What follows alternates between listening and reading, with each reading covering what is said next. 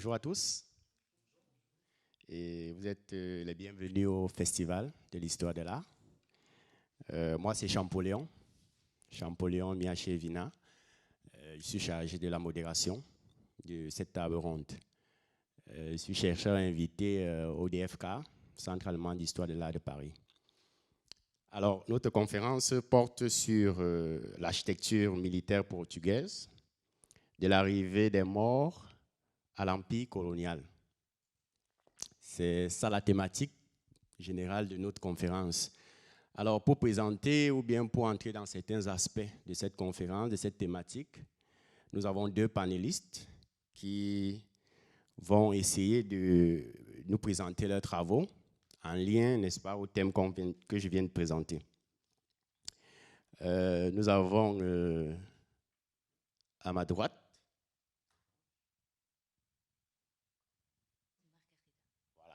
À ma droite, nous avons Margarida, n'est-ce pas? Voilà. Et à ma gauche, nous avons Georges. Voilà. Margarida et Georges. Nous allons donc les écouter. Chacun aura 15 à 20 minutes. Nous allons prendre les deux. Nous allons prendre les deux exposés en même temps parce qu'il y a des similitudes au niveau des études qui sont menées. Donc, nous allons prendre la première qui va nous présenter son travail en 15-20 minutes et ensuite nous allons prendre le second. Nous reviendrons donc pour les questions d'ordre général et nous passerons la parole au public. Margarida, vous avez la parole. Merci, Champollion. Bonjour à tous. J'irai parler un peu... Ça va? Sur la frontière. Mon approche sera la matérialisation de la frontière. Alors, l'architecture militaire au Portugal est, comme bien d'autres cas, liée à la construction de la frontière depuis la formation du royaume médiéval. La frontière portugaise, la frontière européenne bien sûr, reste presque immuable dès le Moyen-Âge et on peut encore envisager sa matérialisation dans les fortifications à travers de ce que d'habitude on appelle les châteaux, un mot au sens un petit peu différent par rapport aux châteaux français plus résidentiels. Ce sont les châteaux qui ponctuent encore les lignes de l'avancée chrétienne dans les territoires conquis aux musulmans tout au long du XIIe et une bonne partie du XIIIe siècle. On peut voir sur cette image les principales phases de ce processus, une étape importante dans la stabilisation presque définitive de la bande frontalière, qui est le traité d'Alcanisses, signé en 1297 entre le roi portugais Denis et son voisin ibérique. C'est avec ce roi et aussi déjà avec son père, Alphonse III, que la première intervention à plus grande échelle a été faite dans les structures préexistantes, comme ici au cas du Sabugal, qui ont largement maintenu son rôle actif jusqu'à la fin du XVe.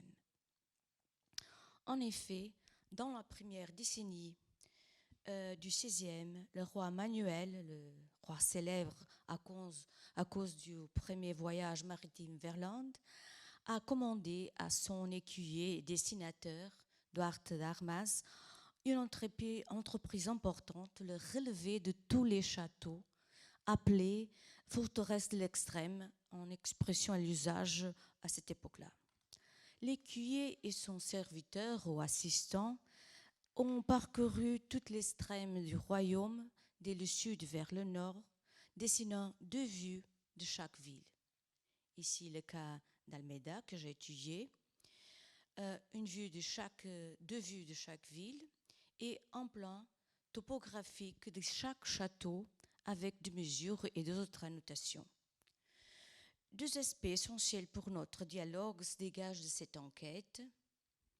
D'une part, le compte rendu des limites du royaume et d'autre part, l'état des châteaux qui avait déjà subi quelques adaptations à la nouvelle artillerie à feu.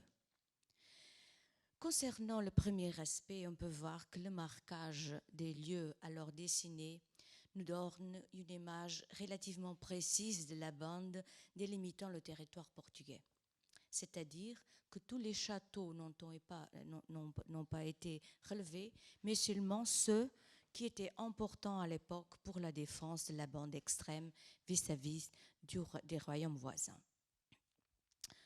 Deuxièmement, en observant attentivement ces dessins, comme l'ont déjà dit le professeur Rafael Moreira ou Mario Barroca, on peut constater une première adaptation élémentaire et généralisée à l'artillerie à feu à travers l'ouverture des canonnières à trous, l'addition de barbacanes, des tours et bastions ronds avec plusieurs niveaux de canonnières pour le tir de flanquement, couplés à des ceintures préexistantes.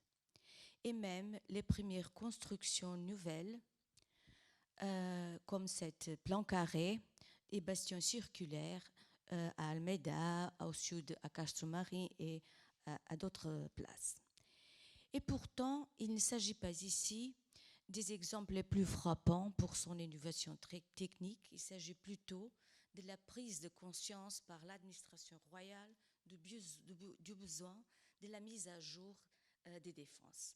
Ces campagnes sont beaucoup plus expressives dans les territoires coloniaux, en particulier au Maghreb, dont Georges Correa s'occuperait.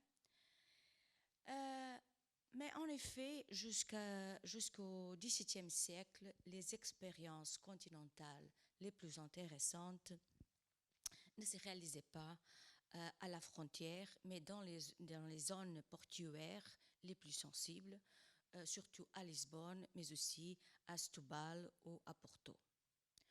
Je peux souligner seulement 2 cas de référence au niveau chronologique et typologique, tout à fait différents.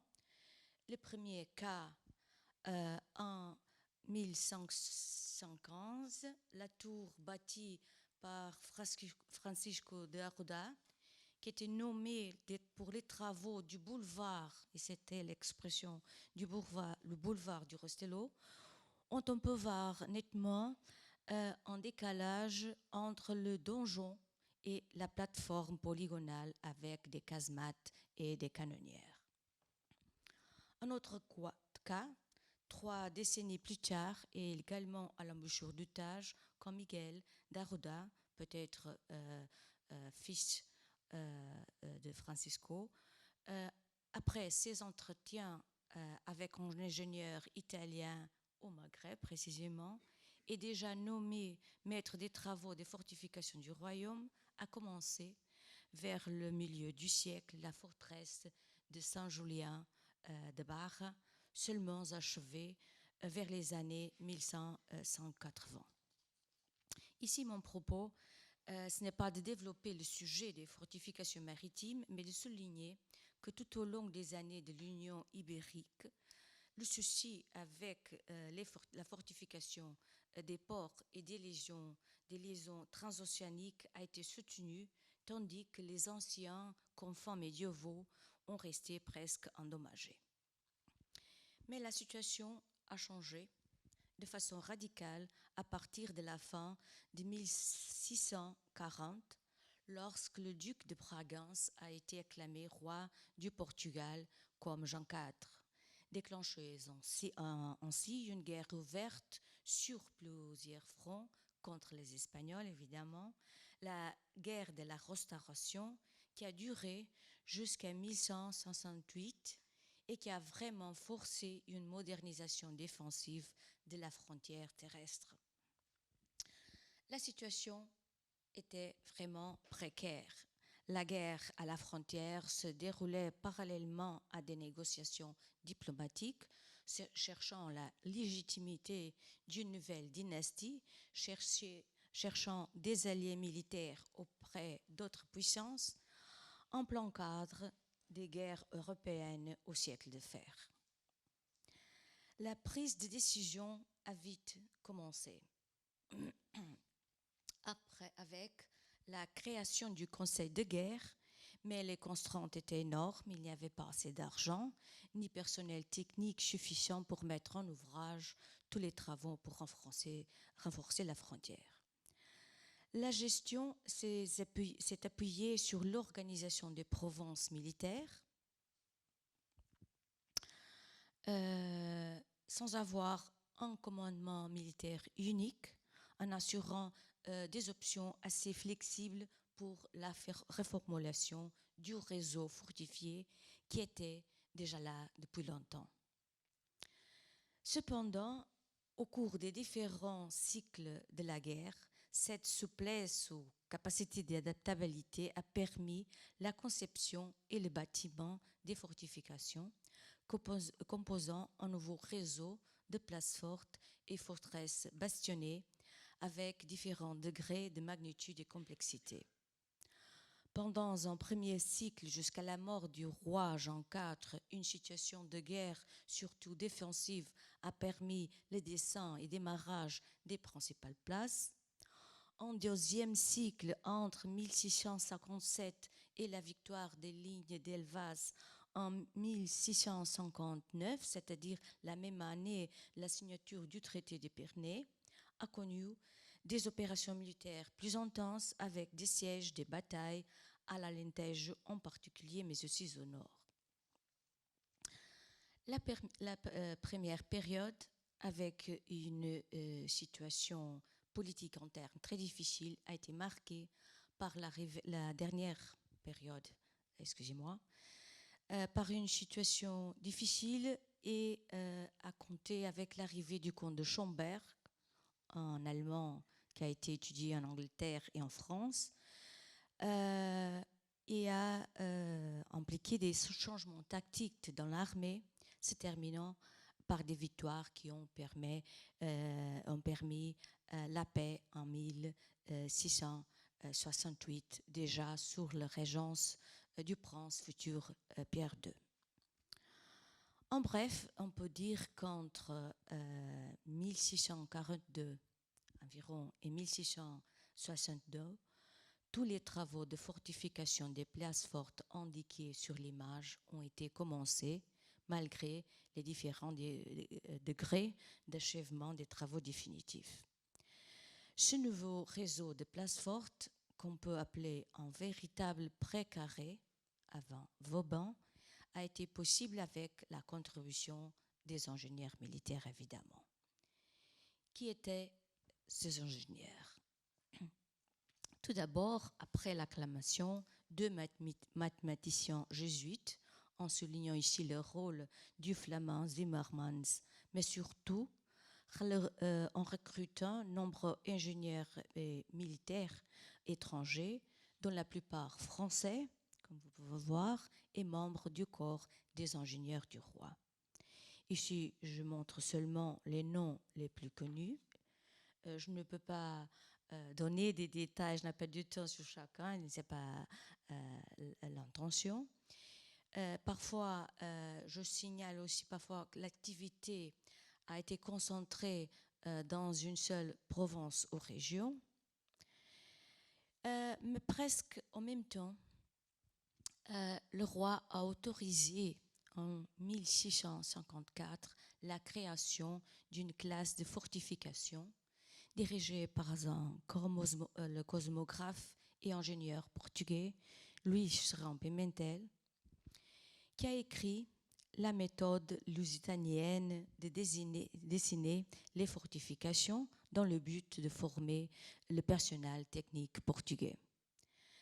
Cela s'était passé, en effet, et le travail de ses disciples et de ses élèves est documenté dans toutes les régions de la frontière et aussi de l'Empire, notamment au Brésil.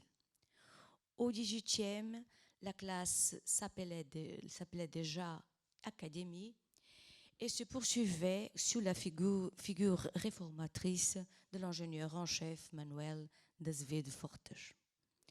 Je ne parlerai pas ici de la fortification maritime avec ses séquences de forteresses, forts, batteries, mais je ferai un bref tour des principales places fortes, les principales principale, place forte. Pardonnez-moi. Évidemment, la province de l'Alentejo a été clairement fortifiée. Elvas est le cas le plus complexe où la querelle historiographique entre systèmes de fortification ou écoles nationales persiste encore. Certains auteurs mettant en avance l'influence néerlandaise, d'autres l'influence française. Mais aussi dans la frontière, et ici on peut voir un relevé du XVIIIe siècle, c'est le cas plus complexe de nos fortifications, mais aussi, je souligne le cas d'Olivença, de Castelmaior, mais également, pas seulement ce cas complet, on compte une sorte d'intervention en village plus petit, comme on peut voir dans ce panneau, avec des dessins réalisés plus tard et qui supportent le réseau. Un petit peu à l'arrière, une place importante, Estremoz, avec 2 ceintures bastionnées. La dernière a été trancée par le Portugais Pimentel à la fin de la guerre et qui a fonctionné comme un important centre de soutien logistique pour l'armée. Ces différents degrés d'investissement dans la complexité des fronts bastionnés montrent cependant une hiérarchie de position des places du réseau fortifié qui est garante de sa propre cohérence défensive. Mais au nord, dans la province, ici, excusez-moi, au nord, dans la province du Minho, le cas de Valença est le plus connu, montre l'échelonnement des enceintes fortifiées tout au long de la pente afin de bien profiter des conditions topographiques. Et au centre, dans la Beira, le cas d'Almeida, ce que je connais le plus, la plus régulière des fortifications portugaises. Comme Elvas à l'Alentejo, Almeida était un quartier général militaire, siège du gouverneur des armes de la Provence. Et en ce sens, on peut réaliser la différence importante, à mon avis, entre une forteresse isolée et une place forte. La place forte peut être comprise comme un nœud, un point nodal du réseau fortifié qui ne vaut pas en soi, mais fait partie d'un territoire avec une logique militaire. La perception de la place forte est fortement conditionnée et construite par l'architecture militaire elle-même, c'est-à-dire le corps de la place ou la ceinture bastionnée, qui a impliqué toujours des démolitions en marche pour la construction du glacis et du chemin couvert, mais aussi une multiplication de dispositifs au-delà des bastions et remparts, les ouvrages dehors, les ravelins, des tenailles, tout sont éléments codifiés dans les cadres européens et qui renforcent l'image de séparation de l'objet tout à fait commun à divers pays et à différentes frontières. Mais la place forte elle-même a un contenu interne que je voudrais souligner, qui n'est pas seulement urbain et fonctionnel, mais aussi construit et urbanistique. Outre l'importance visuelle des portes et ces tunnels, il existe un univers de bâtiments à fonction militaire qui sont classés comme ouvrages internes ou bâtiments civils qui appartiennent à la fortification. Et je cite aussi ici un auteur du XVIIe, comme par exemple des casernes que nous pouvons voir ici, des casernes, aussi des magasins à poudre. Ici à Almeida, une caserne complètement différente à Elvas. Des arsenaux, l'hôpital, les cuisines, la simple maison du gouvernement, le corps de garde principal comme celle ici d'Almeida un peu plus tardive. La localisation de ces bâtiments militaires la voie des communications de la place forte ont conditionné fortement l'organisation de l'espace urbain, créant ou recréant de nouveaux espaces comme les places d'armes pour les manœuvres militaires et les principaux passages militaires au-delà de la rue du Rempart, forçant une articulation entre forteresses et espaces urbains, entre le civil et le militaire, une articulation qui fait partie aussi du patrimoine bâti de l'architecture militaire au Portugal. Et je termine. Merci pour cette présentation. Vous avez respecté le temps donné, qui était de 20 minutes. Nous disons une fois de plus merci à Maraïda Tavares. Nous rappelons qu'elle est titulaire d'un doctorat en histoire de l'architecture, obtenu à l'université de Coimbra en 2009. Et également, actuellement, elle est maîtresse de conférences en histoire de l'art du côté de l'université de Nova à Istanbul. Nous allons donc passer la parole à notre deuxième... Lisbonne, voilà. Excusez-moi, Lisbonne. Nous allons donc passer la parole à notre deuxième intervenant, Georges. Vous avez également 20 minutes. Merci. Merci beaucoup et bonjour à toutes et à tous. D'abord, je voudrais remercier l'invitation d'être là et aussi remercier le fait que l'architecture militaire soit mise au programme de la découverte d'un pays, de ses histoires et de ses défis patrimoniaux de l'avenir. En tout cas, je n'irai pas tellement parler du pays, du petit rectangle à l'ouest de la péninsule ibérique, mais plutôt de son expression bâtie en ce qui concerne l'architecture militaire au monde, surtout aux côtes atlantiques et indiennes. Cette carte vous montre tous les points de passage de notre petit voyage virtuel maintenant, entre le 15e et le 18e siècle, tout en commençant bien sûr avec la conquête de Ceuta en 1415, déjà plus de 6 siècles auparavant. Et je vais commencer avec une iconographie d'une ville voisine de Ceuta, Tanger, sur le détroit de Gibraltar. Et cette iconographie, en fait, elle sert déjà de devise à pas mal de questions de mon intervention.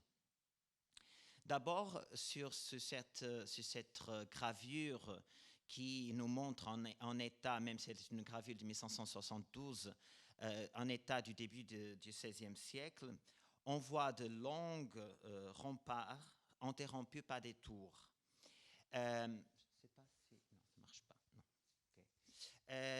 Et on voit que ces remparts qu'on voit sur le plan en arrière. Ah.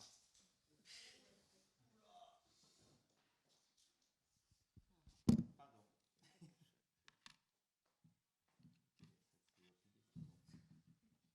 Bon, c'est pas grave. Merci.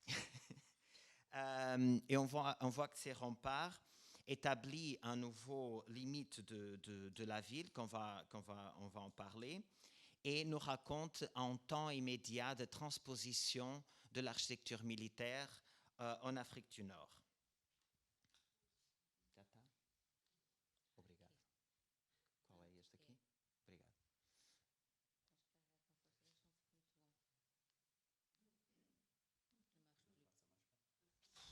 J'ai tout cassé là.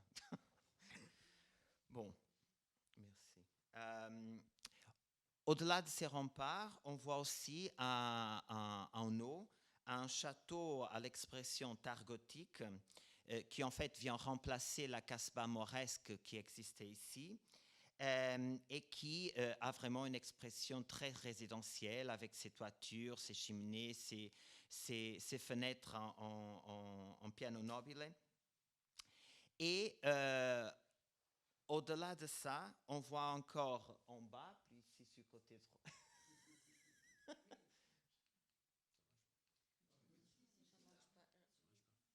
Non, ça marche pas. Non, mais c'est pas grave. Non, parce que je sais pas. Non, mais c'est pas grave. Non, c'est pas ça. Non. Bon, mais c'est pas grave. Et en tout cas, on voit une troisième. Je voudrais votre attention sur le deuxième château en bas. Un autre château, comme d'ailleurs très pragmatiquement que les Portugais on l'appelait château du Bas, par contre au château du Haut qui existait en haut, au château neuf, et qui nous présente un donjon, un tour d'hommage, avec une expression très seigneuriale, mais en même temps, en descendant de là jusqu'à la voie maritime, une structure qu'on appelle en portugais coras, en espagnol coracha, et je n'ai pas rencontré une traduction en français. C'est un bras fortifié au tir de feu au niveau de la ligne de la mer.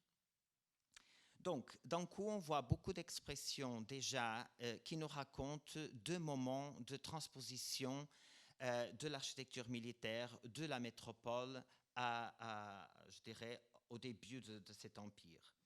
Et d'un coup, on voit, elle nous raconte un peu la transposition directe médiévale des remparts hautes, ponctués par des tours rondes, comme on voit par exemple dans cette tour perdue au milieu de la Médina de Tanger, maintenant transformée en four à pain. Il y a une tendance générale d'adaptation des ruines portugaises en boulangerie, je ne sais pas pourquoi au monde.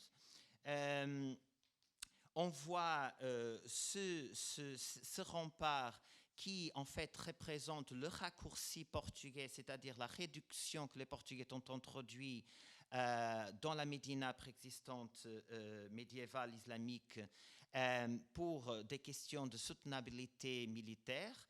Donc une réduction de périmètre et de surface qui améliorait bien sûr la distribution des forces portugaises.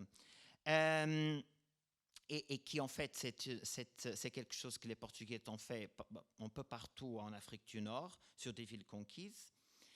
Et je peux aussi vous montrer sur un village voisin, Xarxer, aussi sur le détroit de Gibraltar, une autre structure comme celle de la Corasse de Tanger, ce bras fortifié, qui, au-delà de nous présenter ce bras fortifié jusqu'à la mer, qui protégeait l'aboutissement, l'embarquement, désembarquement, nous présente déjà ces deux tours à son extrémité avec des petites baies au tir à feu encore très expérimentales. En même temps, d'autres donjons en Afrique du Nord ont été bâtis, ont été transposés en Afrique du Nord, comme celle à Asila, comme symbole d'un nouveau seigneur et d'une nouvelle foi. Ils n'ont aucune fonction militaire à ce niveau-là, comme cette qui est la seule tour médiévale européenne en Afrique en ce moment, et reconstruite partiellement dans les années 80. Mais ce qu'on regarde aussi, c'est qu'en bas de cette tour, il y a toute une ligne de fortification qui évoluait parallèlement au système des coras qu'on vient de regarder. C'est-à-dire que ces tours se convertaient en proto-bastions bien projetés au-delà des remparts et munis d'une artillerie chaque fois plus évoluée. On parle ici de la transition du 15e au début du 16e siècle, bien sûr, et déjà ici au début du 16e siècle. On parle bien sûr d'un nouveau temps, un temps de transition par rapport au premier temps que je venais de parler au niveau de raccourci, que c'était vraiment un temps de translation immédiate et acritique de la technologie médiévale militaire en Afrique du Nord.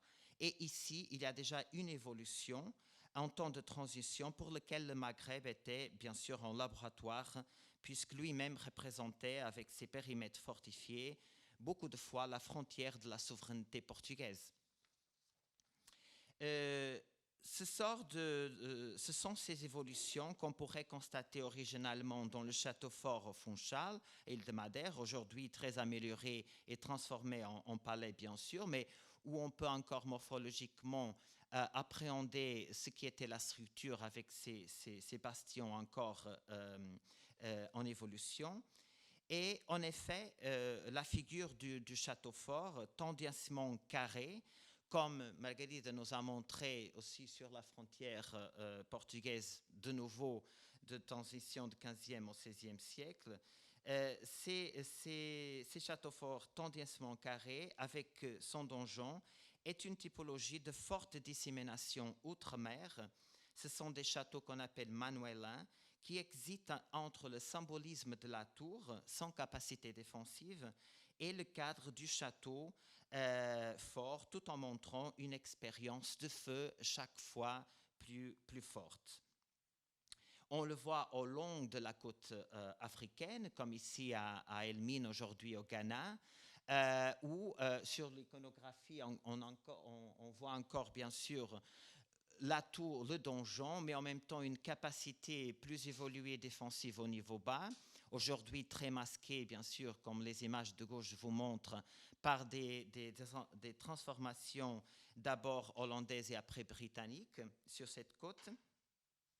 Et quelquefois, tout pragmatiquement, sans donjon, en marquant un lieu stratégique d'implantation vis-à-vis du commerce, l'embouchure d'un fleuve, une baie, un bon port, par exemple.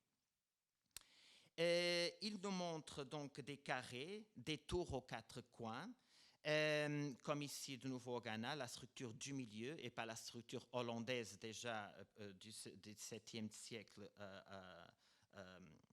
alentour.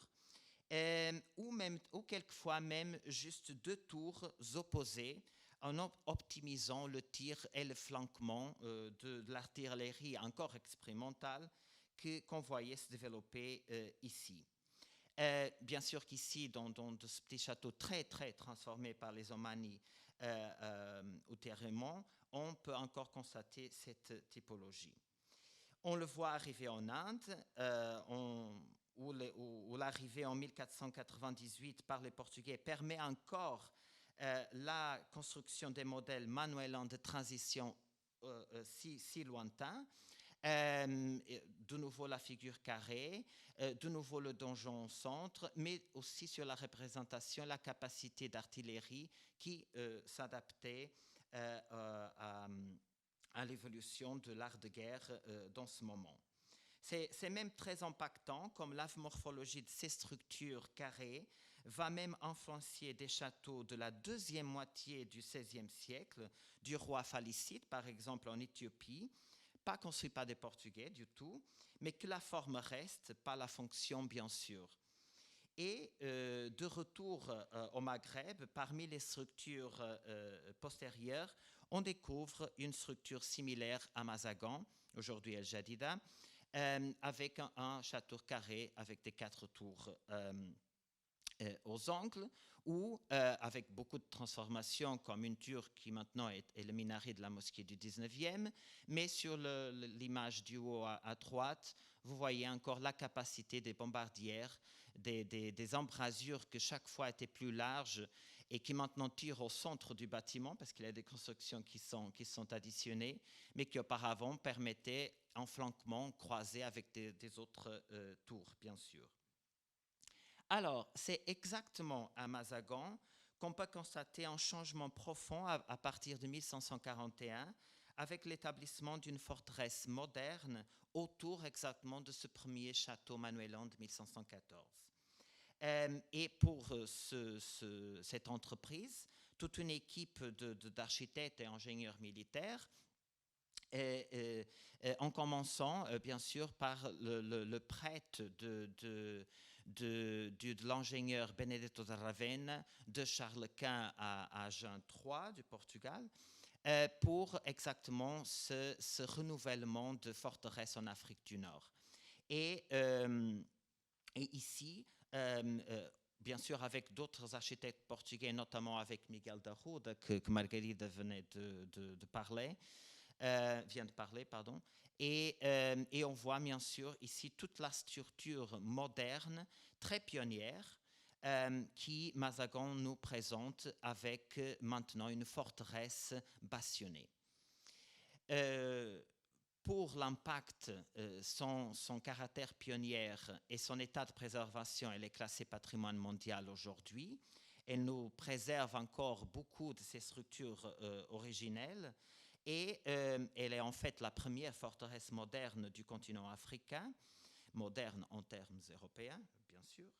Et elle bénéficie bien sûr des conditions très urgentes de soutenabilité urbaine qui se posaient par les Portugais à ce moment-là.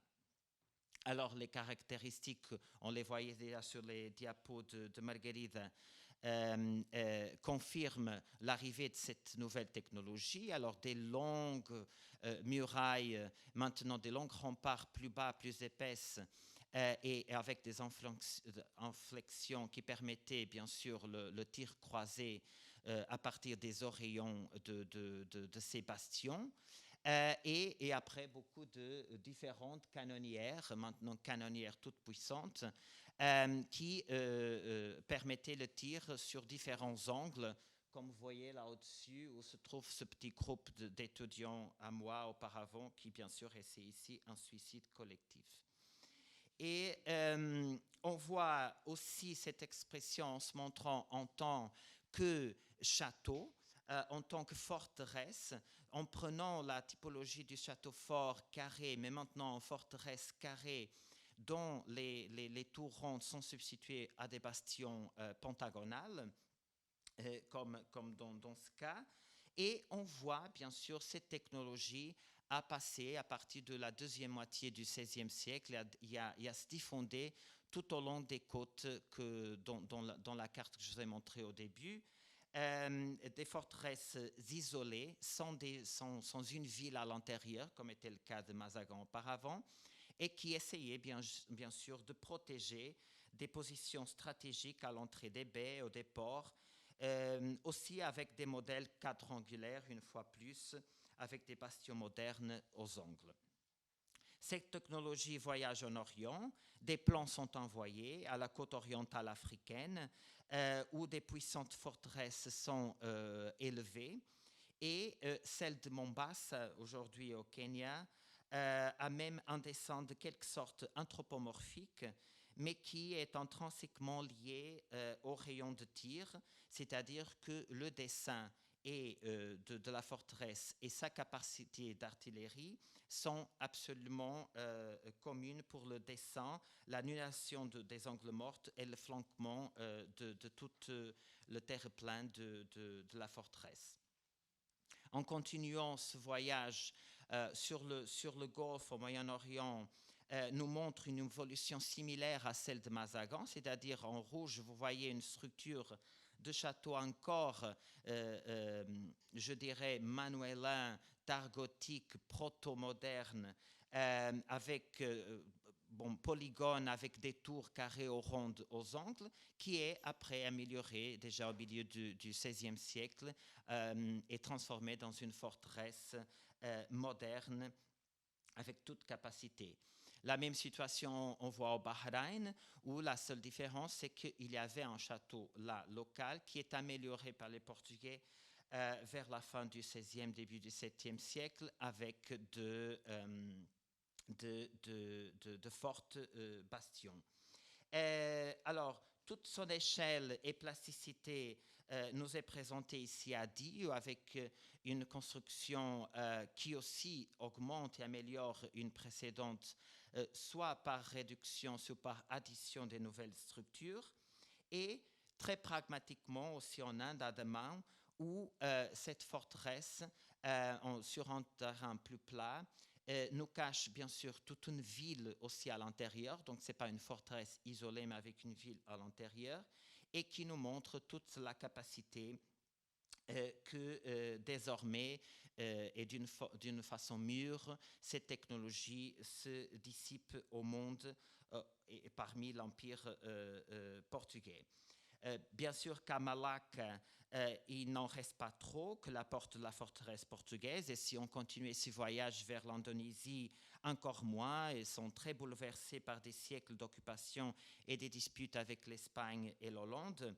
Mais de retour à l'Atlantique, le troisième grand temps que je vous présente ici de l'architecture militaire, le temps moderne, se confirme avec le triomphe de la fortification bastionnée, déjà avec des entreprises menées sous Philippe d'Espagne, pendant la période de domination espagnole, où les deux empires se sont unifiés à l'échelle géographique globale.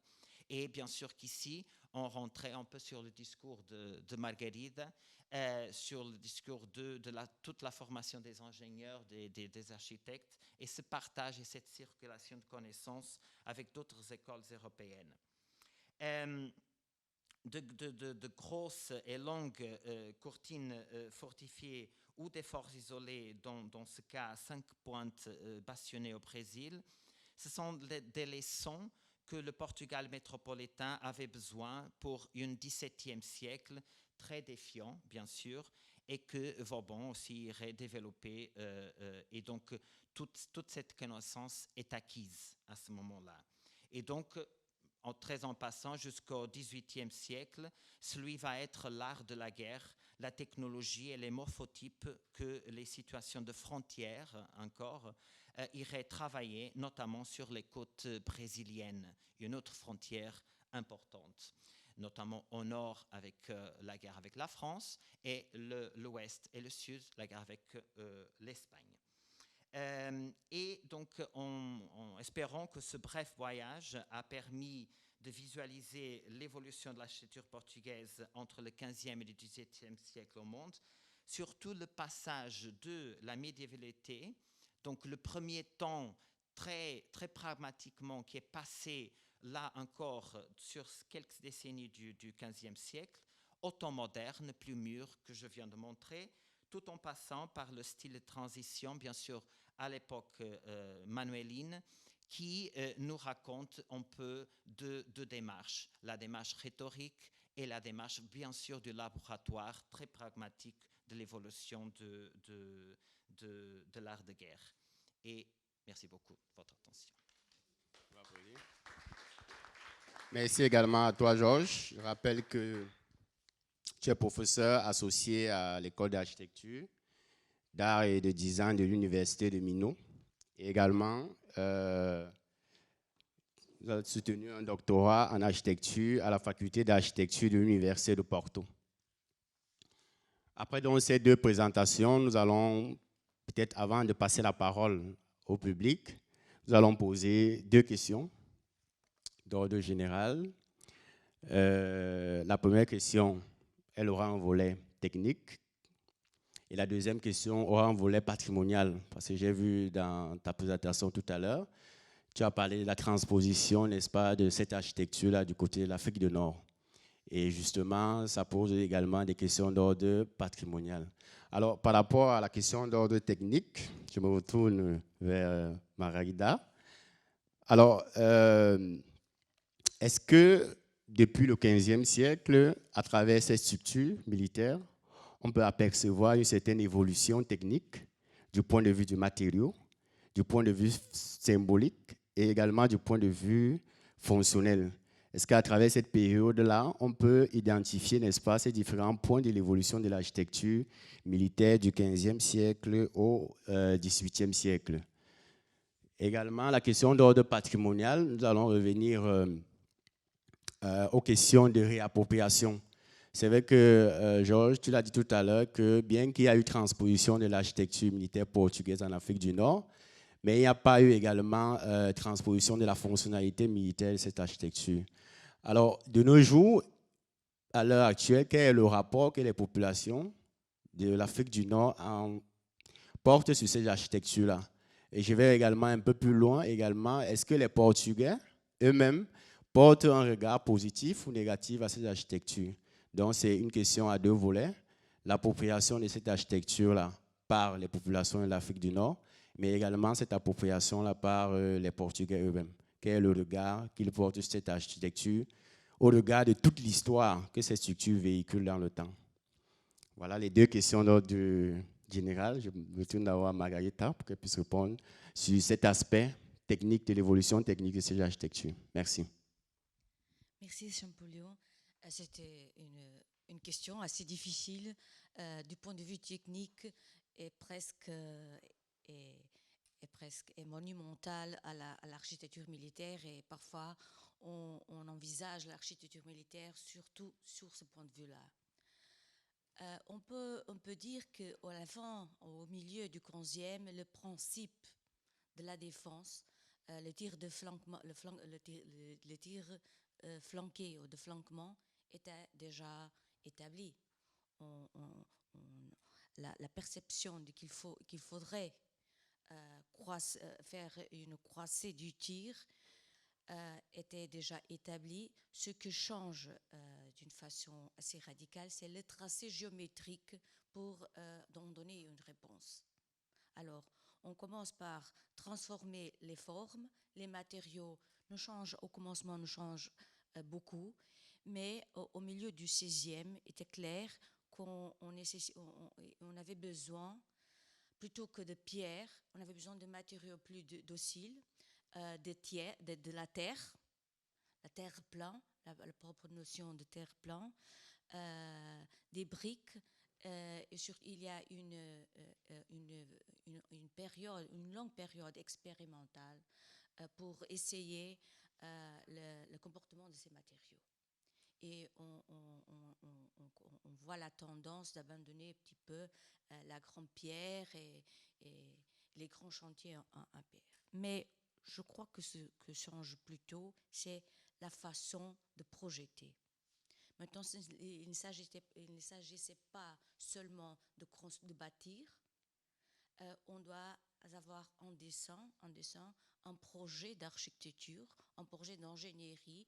Et de toute façon, il ne faut pas la peine d'insister la différence entre architecture et ingénierie militaire au 15e, au 16e, ou même au 17e, au 18e.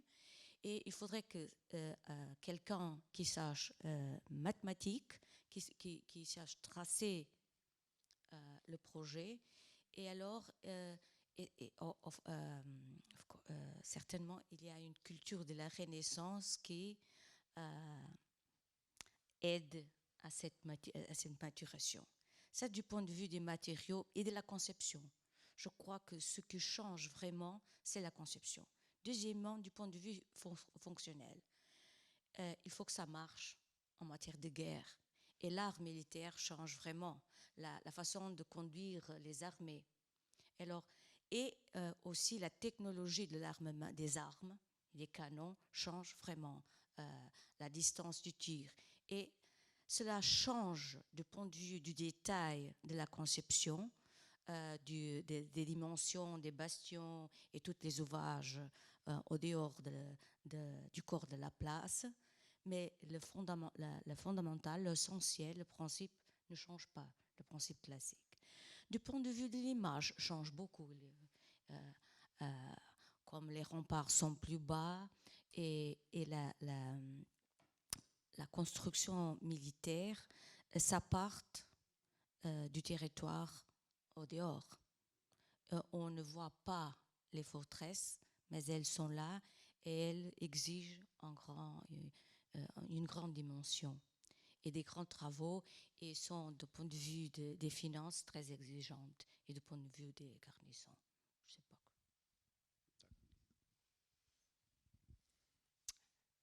Champollion. Quelle question.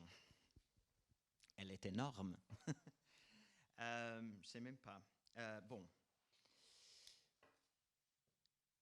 Parlons d'Afrique du Nord. Bien sûr qu'il y a un moment où la parole appropriation est la parole, est le terme. Appropriation, adaptation, le profit des structures qui existaient, notamment les structures militaires. Donc, il y a des appropriations directes, il y a des appropriations qui sont transformées, il y a des additions portugaises qui essayent de, chaque fois, améliorer, adapter, actualiser.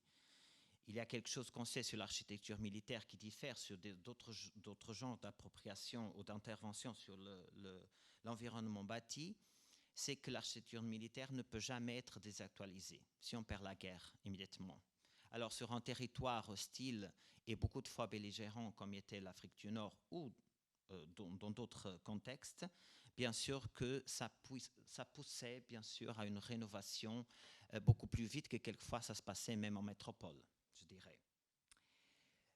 La question c'est que ces appropriations et réappropriations entanglent déjà une question patrimoniale maintenant de la propriété de ces patrimoines. Et en fait, à mon avis, ça pose un peu la question de comme ces structures qui ont eu un contexte belligérant, bellique, donc de guerre, même si lointaine, et qui sont des structures pas négligeables au niveau de son échelle et de son impact sur des villes et des territoires. Quelle est la perception et la réception de ces structures aujourd'hui? La perception de ceux qui l'ont construit auparavant, les Portugais, la réception de ceux qui maintenant ont ces patrimoines sur leur pays, sur leur ville. Et on pose toujours la question, à qui appartient ce patrimoine? Quand il se pose des questions de réhabilitation, des questions d'intervention, de réusage, par exemple, on pose toujours ces questions. Il faut dire que pour le contexte portugais en Afrique du Nord, il est assez pacifique, vu bien sûr que c'est un passé déjà lointain. Et ces structures sont identifiées avec une sorte de passé fort, c'est-à-dire sont structures qui sont identifiées comme très bien construites, puissantes en pierre, et donc elles sont assez bien reçues par les autorités et par les populations en général. Ce qui n'est pas du tout le cas quand on parle d'autres patrimoines plus sensibles comme le religieux, par exemple, où il y a eu beaucoup d'appropriation aussi. Mais on peut pas dire de ça la même chose sur d'autres contextes, notamment en Afrique du Nord, vis-à-vis par exemple les Espagnols ou les Français, où l'impact est beaucoup plus récent, par exemple. Et donc l'échange, le défi colonial est encore quelque chose qui est discuté. Donc, en Afrique du Nord, le Portugal n'est pas vu comme une puissance coloniale qui était là, par exemple. C'est quelque chose de lointain, les choses étaient assez côtières, il n'y a pas vraiment une démonstration territoriale assez forte. Mais c'est vrai que chaque fois qu'il se pose une question de réhabilitation-intervention, on se pose la question, à qui appartient ce patrimoine? Est-il un patrimoine portugais? Est-il un patrimoine partagé comme normalement il est présenté? Est-il un patrimoine? Il est bien sûr un patrimoine marocain en ce moment. Bien sûr, il n'y a pas de question sur ça. Mais la question se pose toujours à ce niveau. Et je crois que je vais laisser mon commentaire ici parce que je crois qu'à propos de ça, on peut encore discuter beaucoup. D'accord, merci. Nous allons donc passer la parole à l'auditoire. Nous allons prendre une série de 3 questions. D'abord. Voilà. Merci.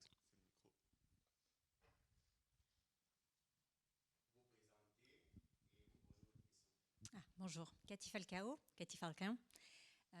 Merci beaucoup pour vos présentations, elles étaient fantastiques, super intéressantes. Une question, justement, une remarque sur votre dernière réflexion en disant patrimoine conjoint. Alors, quelle est, par exemple, au Maroc, une structure portugaise au Maroc et bon, il y a eu des adaptations, mais est-ce qu'au jour d'aujourd'hui, maintenant, le Portugal aussi a un droit de regard en disant, voilà, les structures restent en place et il n'y a plus de modifications, vous aidez au niveau de la restauration, enfin, ce genre de questions.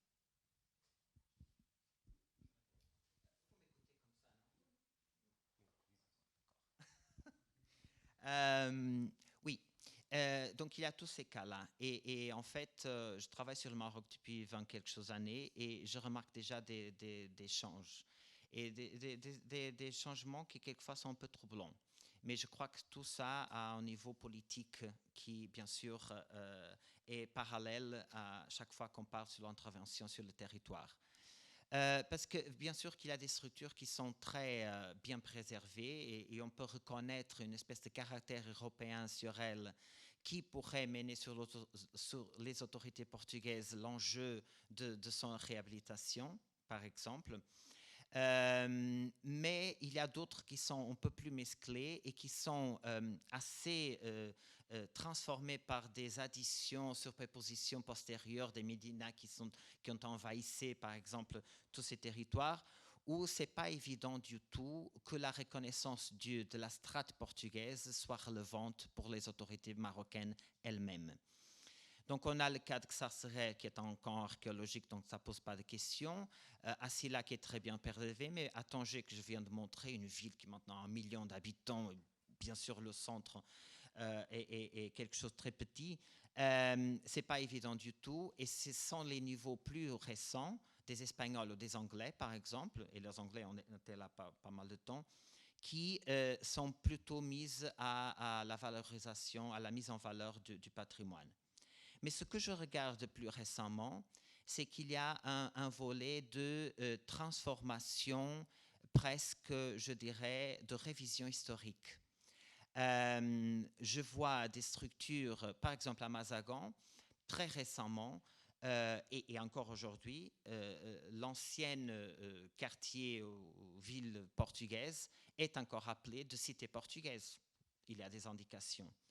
Mais ils veulent plus en plus l'appeler en fait de Mela, parce qu'elle était après le quartier juif, et encore plus récemment de forteresse de Bridja, qui était le nom original d'une tour qui peut-être existait là avant les Portugais.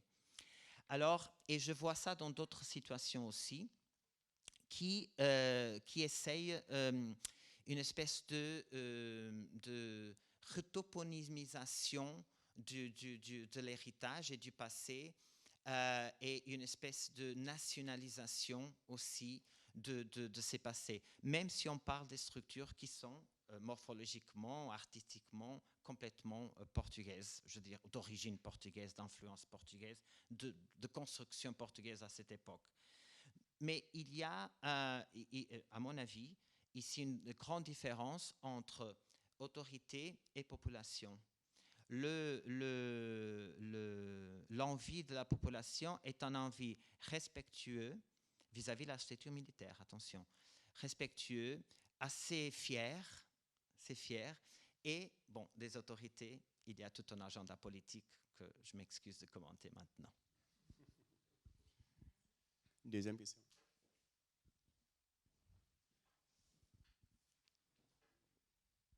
Merci, pardon, je suis très ignorant, donc c'est pour ça que vos deux exposés m'ont appris beaucoup. C'est peut-être plutôt à Margarida. Le très peu que j'aurais en tête d'architecture militaire et français, vous avez dit qu'il y avait des correspondances avec la Hollande. Quel lien il y a entre les architectures militaires en Europe? Enfin, qui influence qui sur ce que vous nous avez montré, qui est très très beau? C'est une question tout à fait simple, mais merci.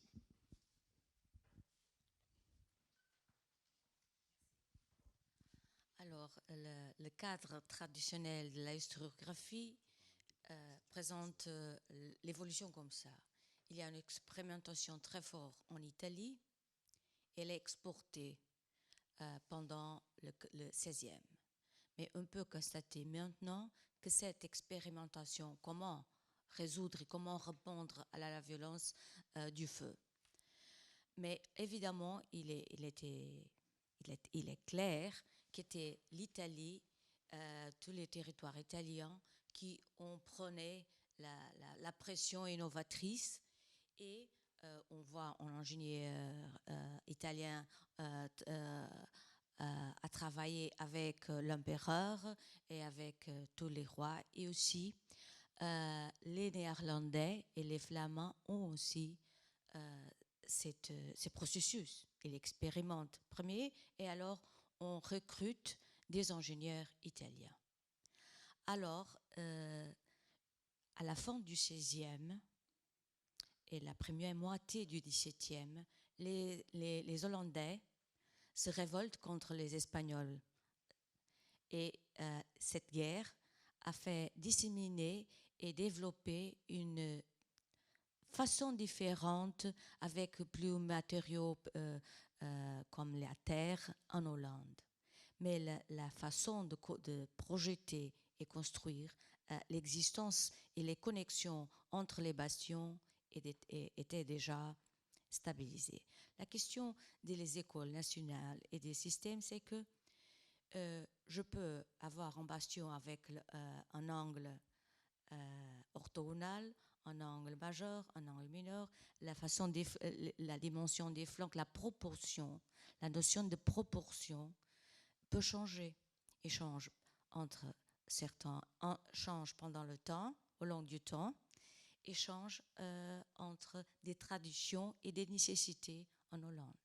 Alors, les Hollandais, mais les Français aussi, à la fin du XVIe, ont commencé aussi à développer, à apprendre, parce que Georges Appelé, c'était vraiment une circulation internationale. On peut parler que Mazagan est portugais ou est tracé par un Italien. Ça, ce n'est pas la question de la nationalité. C'est une question technique, technologique, qui vaut au service des couronnes, au service des impérateurs, des rois, etc.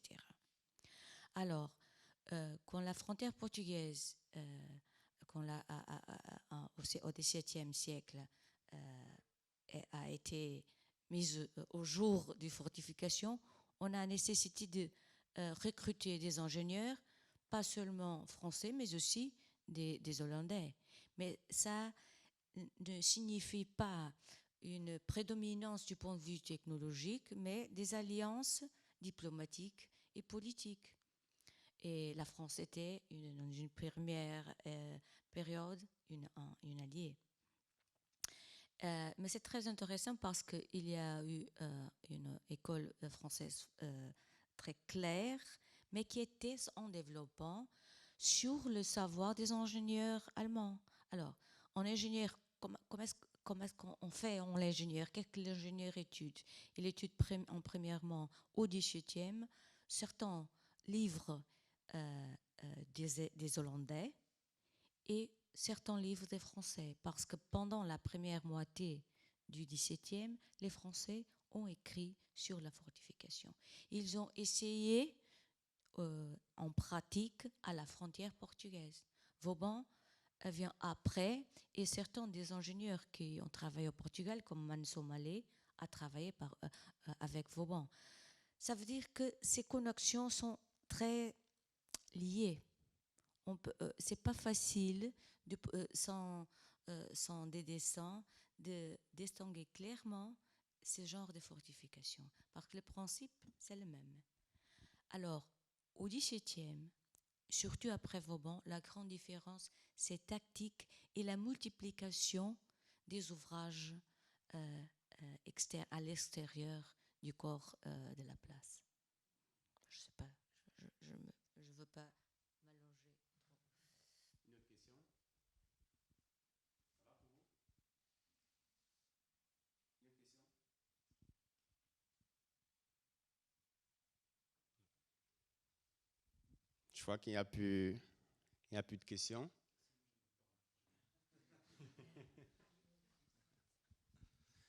Sur les différents plans que vous avez montrés tout à l'heure, il y avait des vues de l'époque et qui correspondaient à des vues actuelles. Quelle était la technique pour... comment il n'y avait pas de drone, il n'y avait pas de satellite, il n'y avait pas d'avion, il n'y avait rien du tout. J'étais surpris de la correspondance entre les deux images. Comment faisait-il? Merci. Je crois que Georges Pommudy aussi a expliqué cela. Ce sont des procédures techniques, quelques anciens qui faire un relevé avec des distances en direct. Alors, on peut faire la mensuration avec des cordes, mais on peut faire des triangulations simples. Et c'est une procédure géométrique et je peux faire ces méditions avec des outils, pas optiques encore, mais des outils topographiques que les ingénieurs ont développés. Alors, ils faisaient des mensurations en direct en certains points, et alors avec ces mensurations, ou par exemple l'implantation, la localisation des bastions, où vous devez mettre l'angle du bastion, il faisait se relever, et alors il ajoutait, associait tous les relevés, et avec des corrections. Ils ne sont pas complètement rigoureux comme l'actuel, mais peut-être, je ne sais pas si tu veux m'aider un petit peu, parce que tu es architecte. Je suis rien de l'art. Genre, j'étais architecte. Tu as tout dit, mais c'est juste pour relever ici que le début du XVIIe siècle, où il y a eu cette union dynastique, quand on... Quelquefois on dit union dynastique, d'autres fois on dit occupation espagnole, mais bon, soyons diplomatiques. Et là, c'est une période vraiment où la technique, où toutes les techniques sont très, très développées au niveau de la cartographie, de l'astronomie, de la mathématique, etc. C'est un moment explosif où Marguerite a parlé bien sûr du développement des écoles hollandaises et françaises au niveau de l'écriture, après tous les traités d'architecture militaire qui sont produits entre 15e et 16e siècle. C'est le moment vraiment où la pratique menait sur les bouquins, je dirais. Et ça dans un contexte où on a un Portugal qui avait son empire, en Espagne, et le Portugal et l'Espagne avaient tout le monde. On avait l'Hollande, bien sûr, qui se projetait à ce moment-là, la France, donc tout le monde est en train de vraiment dessiner, de se positionner, et l'architecture militaire jouait bien sûr ici un rôle fondamental. Alors pour ces grandes structures, bien sûr que tout l'apprentissage que venait de nautique était précieuse aussi pour les implantations territoriales. Et c'est pour ça qu'on voit beaucoup de structures, et je voudrais porter un volet sur ça aussi, beaucoup de structures, comme Marguerite a montré, d'autres moi aussi je crois, qui ne sont pas seulement des forteresses isolées, mais qui marchaient avec une dimension territoriale, qui marchaient en réseau.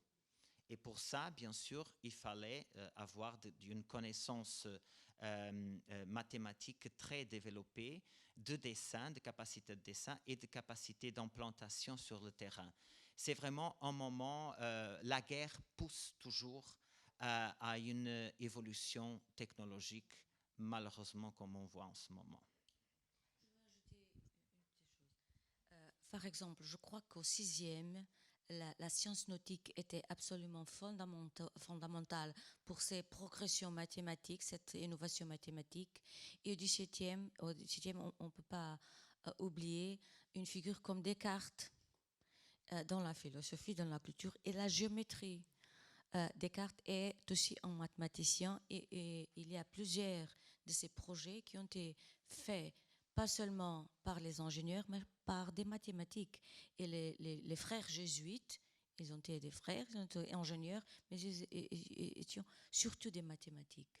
Et certains de ces livres ne sont pas seulement livres écrits, sont livres dessinés avec des constructions géométriques assez complexes.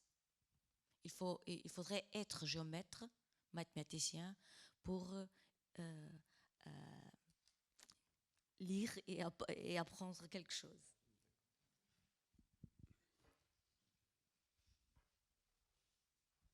Merci pour vos interventions. J'ai peur de vous faire je vais vous poser une question qui est peut-être un peu hors sujet, mais qui fait résonance à ce que vous disiez de l'appropriation. Je voudrais savoir comment le Portugal s'approprie l'architecture mauresque notamment. Qu'est-ce qu'elle en a fait? Est-ce que c'est resté mort? Est-ce que c'est devenu portugais, etc. Mort, espagnol, etc. Voilà, je le dis. C'est une belle question. Bon, qu'est-ce que je peux dire sur ça? La manifestation des siècles de présence arabe musulmane en péninsule ibérique, en ce qui concerne le Garb al-Andalus, l'ouest, et ce qui est maintenant le rectangle portugais, est une expression qui n'est pas si expressive comme celle qu'on voit en Andalousie maintenant. Donc elle est plus discrète, mais elle est très présente au niveau de l'urbanisme, au niveau de quelques structures militaires et même d'autres. Donc c'est-à-dire que ce n'est pas vraiment un patrimoine qui porte des grandes mosquées comme on voit à Cordoue ou des grands palais comme on voit à Grenade ou à Séville. Et donc ça aide un peu à ne pas avoir un rapport si, je dirais, politique avec ce passé. Donc il est très bien intégré. Il est classé comme étant de cette époque. En tournant le page et en parlant de ce que je parlais auparavant, c'est intéressant comme par exemple les autorités marocaines puissent réclamer ce patrimoine comme marocain. Et tandis que l'Espagne réclame beaucoup de choses en Afrique du Nord comme andalusien, n'est-ce pas?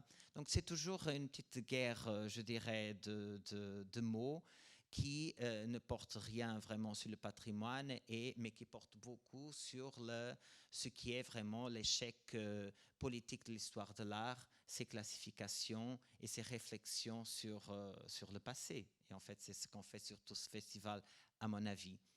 Mais pour répondre précisément, je dirais que il est très bien intégré, il est très bien étudié d'ailleurs, et parce que, à mon avis, il ne porte pas vraiment un défi d'échelle, par exemple. Je ne sais pas, Margarida, si tu veux ajouter quelque chose. Il était très évident dans l'architecture militaire médiévale que l'emprunt des musulmans était très important. On a des caractéristiques de notre architecture qu'on doit aux musulmans, notre langue, etc. Alors, c'est très mélangé, je crois. C'est après, avec l'évolution médiévale européenne, portugaise déjà, avec la formation du pays, il y a certaines caractéristiques de l'architecture militaire et de l'urbanisme qui se préservent et qui ne vont pas être défiées qu'à la fin du XVe siècle, avec une espèce d'hygiénisation et modernisation générale qui va bien sûr mener à d'autres genres de villes. Et donc, il y a une certaine continuation qui quelquefois s'appelle même islamo-médiéval. Je trouve qu'il y a un autre terme à considérer, je dirais. Mais bon, on vient sur les termes de nouveau. Oui. Une dernière question.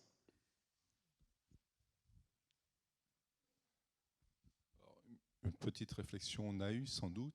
Est-ce que sur la question de l'appropriation, effectivement, j'irais la réponse ou une solution peut-être même ponctuelle, simplement ponctuelle, c'est la reconnaissance du caractère mondial de certains patrimoines. Et enfin, une autre question tout à fait, en France, les réalisations de Vauban ont fait l'objet de maquettes par rapport à la représentation. Est-ce que ça a été similaire, au Portugal, en sachant qu'en France, c'était quand même plus un outil de communication plus qu'un outil opérationnel de réalisation, et visiblement, enfin, nos ingénieurs trouvaient ça, pas forcément, très, très utile.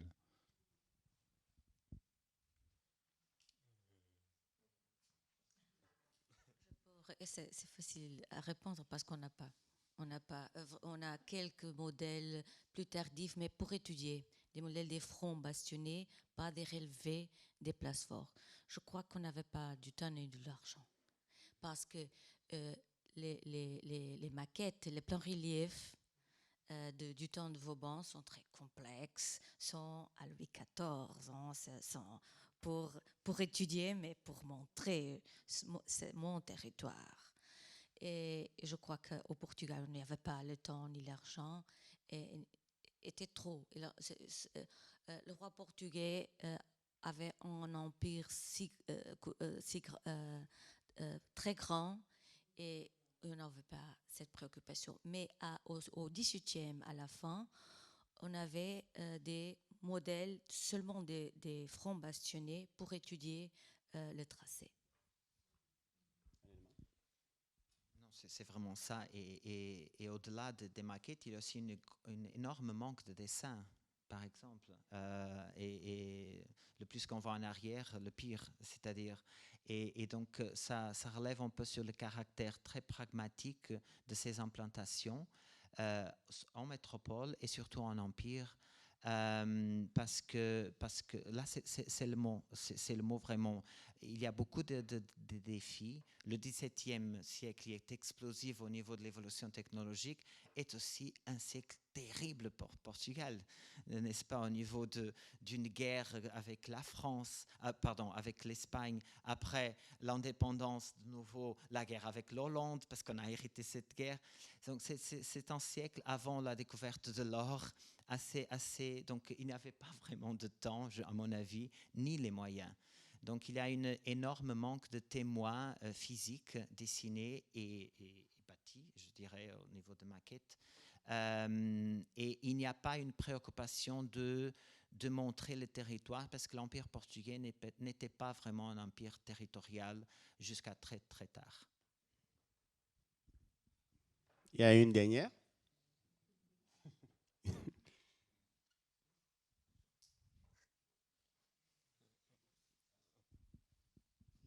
Merci pour l'intervention. Et du coup, je vais rebondir sur ce que vous disiez à l'instant, sur le manque de cartographie et d'images quelque part du territoire, parce que je me dis, mais est-ce que c'est pas encore le cas aujourd'hui? Je suis portugaise d'origine et je bataille toujours pour trouver des fonds de cartes disponibles. Et je me rends compte que mon propre territoire où je suis née n'est pas cartographié depuis plus de 20 ans. Et je trouve ça assez fou, à l'heure où aujourd'hui on devrait avoir de la donnée partout. Et oui, donc je me dis, est-ce que c'est pas quelque chose qui reste très culturel, ou peut-être qu'on est une population dans le faire et pas dans le laisser une trace de ce que l'on fait, ou en tout cas de dévoiler notre territoire ou notre connaissance. Voilà, c'est plus une question en général.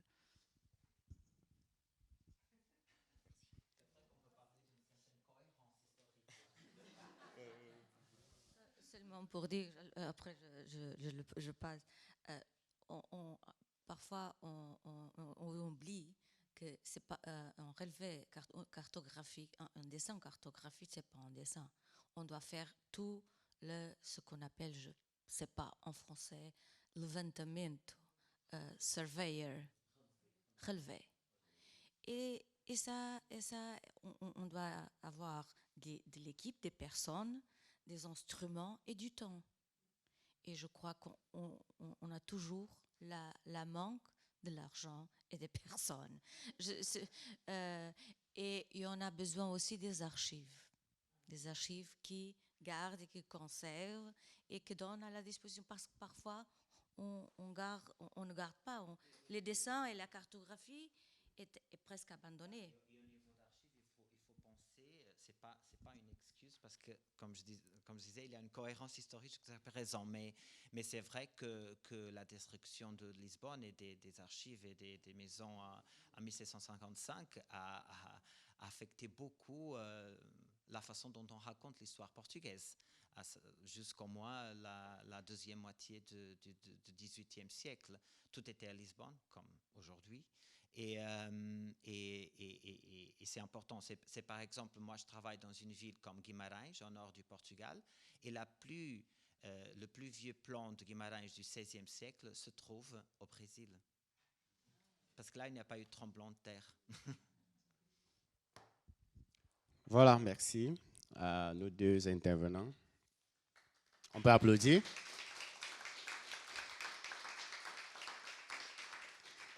Je crois que cet échange a été très intéressant au regard du nombre de questions et de la qualité également de nos intervenants. En résumé, nous pouvons nous rendre compte qu'effectivement, il y a des axes à explorer. Au niveau de l'architecture militaire, il y a des axes de recherche à explorer. Et nous espérons que les moyens et autres éléments, comme les archives, comme vous avez évoqué, permettront, n'est-ce pas, d'avoir une histoire complète de l'histoire portugaise et de l'architecture portugaise. Merci à vous deux, merci au public et à la prochaine édition du festival. Bye.